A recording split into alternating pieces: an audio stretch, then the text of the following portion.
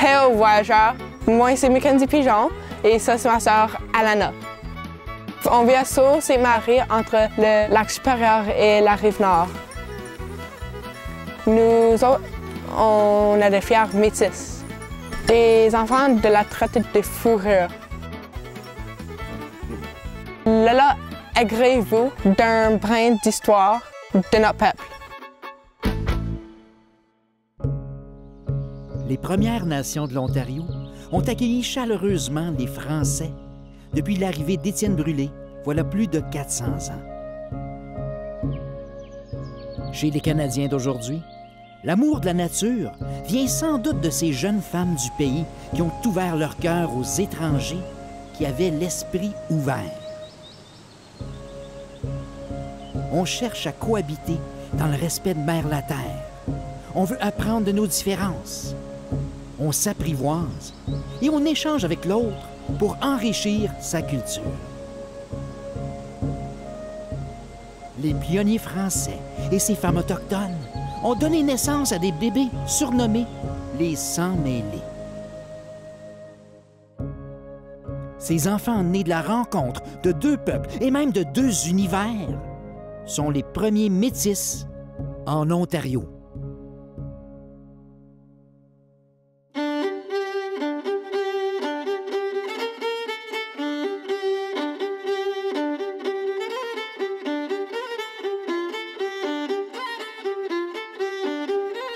La première enfant métisse connue de l'Ontario, c'est Euphrosine Nicolet, dite Madeleine. Euphrosine, c'est la fille de Jean Nicolet, un coureur des bois qui rêvait de découvrir la Chine.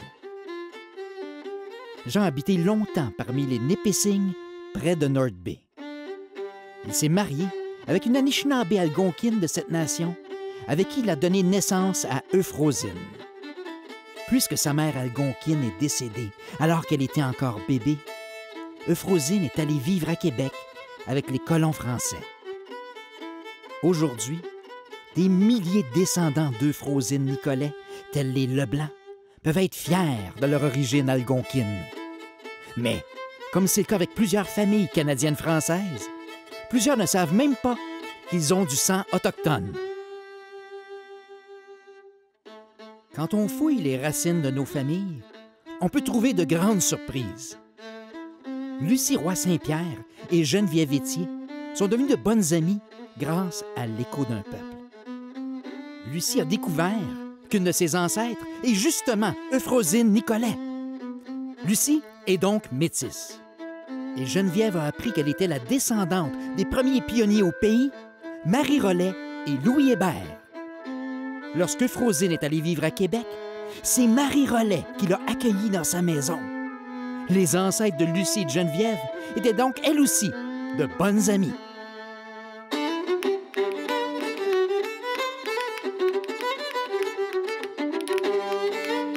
Ce qui donnera véritablement naissance à la nation et à la culture métisse en Ontario, c'est la traite des fourrures entre les Premières Nations et les Français. À partir de 1731, les frères de la Vérendrye bâtissent des postes de traite du lac supérieur jusqu'aux Rocheuses. Plusieurs de leurs hommes prendront une épouse autochtone et auront des enfants métis. Le pionnier de Sault-Sainte-Marie, Jean-Baptiste Cadotte, fera la même chose en épousant une Ojibwé. Sa famille métisse jouera un grand rôle au lac supérieur.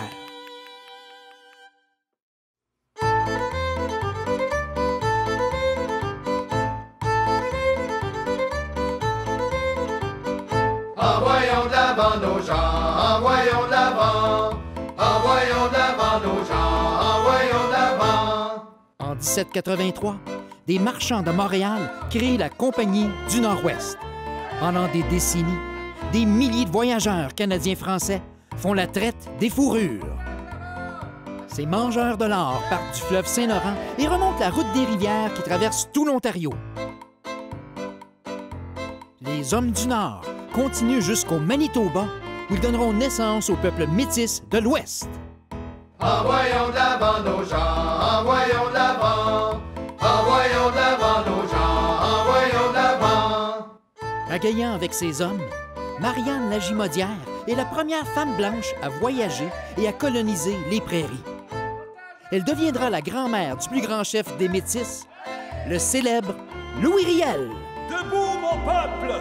Debout! Hey, hey, hey! Envoyons d'avant nos gens, envoyons d'avant, hey!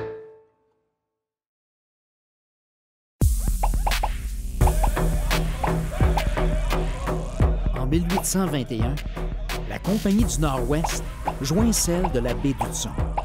Tout le long de la route des rivières, les familles métisses se multiplient.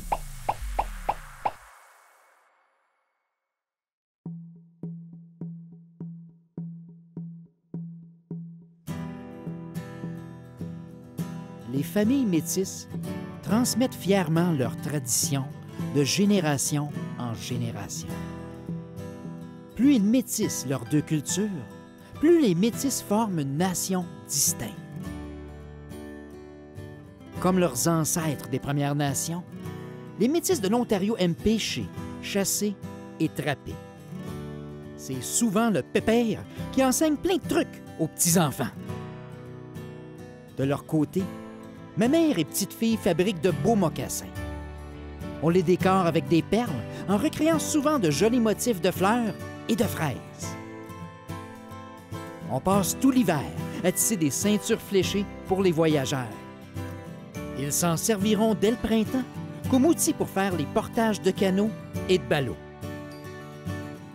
Comme leurs ancêtres européens, les Métis aiment danser une gigue, faire la danse du ballet ou celle des ceintures. On ajoute des airs irlandais et écossais au rythme endiablé du violon canadien. On adore battre le rythme avec des cuillères de bois. On cueille des plantes pour se guérir et des petits fruits qu'on mélange parfois dans des galettes de panique. On bâtit des cabanes à sucre pour fabriquer du sirop d'érable. On vit le meilleur des deux mondes jusqu'à ce qu'arrive un groupe qui veut tout changer. Au milieu des années 1800, le gouvernement britannique veut faire disparaître la culture des francophones au Canada. Il veut les assimiler. Le nouveau gouvernement du Canada sera encore plus dur avec les Autochtones, c'est-à-dire avec les Premières Nations, les Inuits et même avec les Métis. Plusieurs parents métis ne diront jamais à leurs enfants qu'ils sont autochtones. Ils veulent les protéger et s'assurer que leurs enfants ne soient pas maltraités. À cause de ça, plein de vieilles familles canadiennes-françaises ne savent même pas qu'elles ont des racines amérindiennes.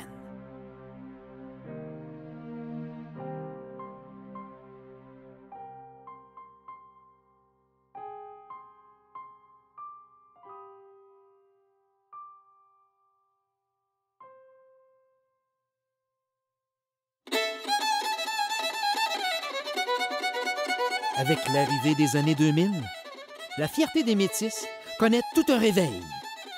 On organise des festivals, comme on voit ici à Oshawa. Des artistes métis, tels les violonistes J.J. Lavallée et Jacinthe Trudeau, partagent leur joie de vivre. Des aînés métis, comme Marcel Labelle de Mattawa, bâtissent des canots d'écorce traditionnels pour partager leur culture avec les plus jeunes. Jannick, la fille de Marcel, chante avec cœur sa fierté d'être métisse. Comme le dit si bien Marcel, le canot d'écorce est le véhicule qui a uni nos ancêtres. La métisse Louise Vian de Rutland est une artisane qui adore les traditions métisses. Ses livres de la collection Roubabou font découvrir aux enfants le Michif. Le Michif, c'est la langue de ses ancêtres. C'est un mélange de français et de langue algonquienne. Louise fabrique aussi de magnifiques ceintures fléchées. Chaque ceinture est unique et prend des centaines d'heures à créer. La ceinture fléchée est un grand symbole pour les Métis. Parlant de symbole, on voit flotter le drapeau métis de plus en plus en Ontario. Ce drapeau est le plus ancien drapeau national créé au Canada.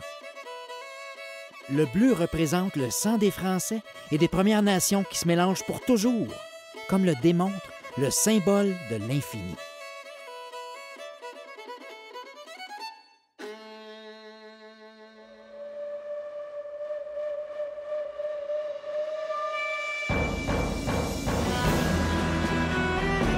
Destination Nord-Ouest est une télésérie qui nous replonge à l'époque des voyageurs.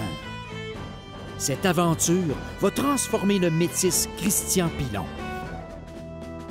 Il a retrouvé son identité autochtone qui lui avait été cachée par sa famille. Depuis, Christian a partagé sa fierté autochtone à plus de 200 000 personnes, que ce soit en tournée avec l'Écho d'un peuple, en spectacle avec le Cercle métissé ou encore en construisant son tour avec des jeunes de partout des canots d'écorce traditionnels.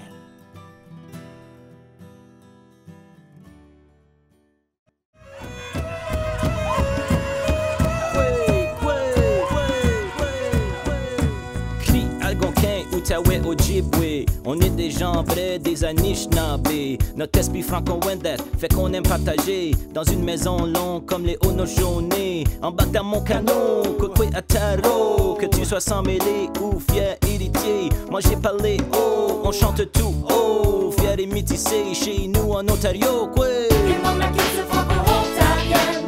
Les franco-musées sur le chip. Métissés, colorés ensemble, continuons le party.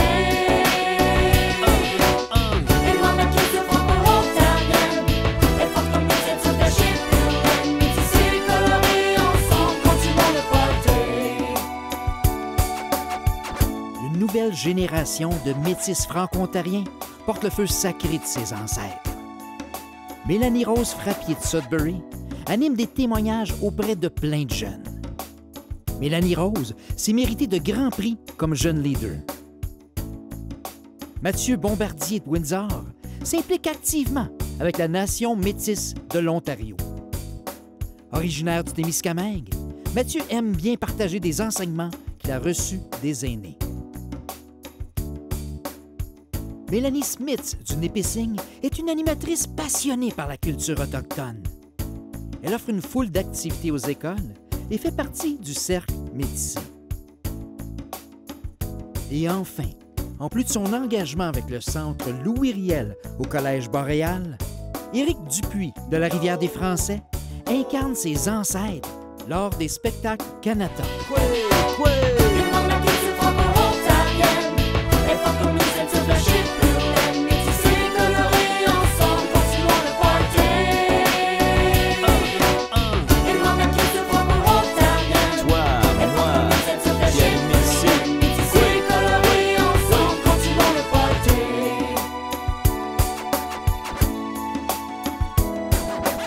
Miigwech Kokom, Kichi Miigwech Moshon, Ho.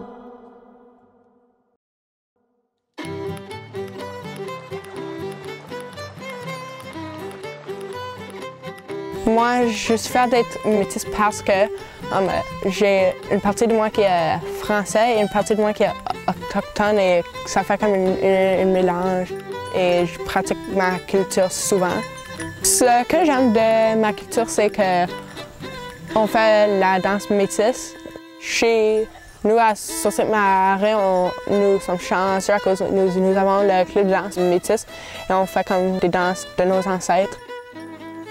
Des activités que j'aime, c'est comme faire la chasse, la pêche, le trapage et aussi on fait le tannage du fourrure. Ce que je tiens dans mes mains, c'est une peau de lapin.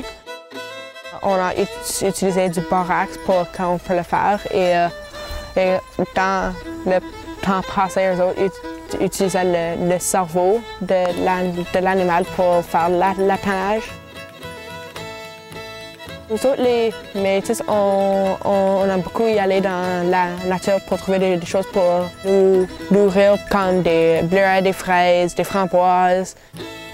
Soyez fiers d'être métis, c'est dans toi et c'est ta culture, c'est qu'est-ce que tu es.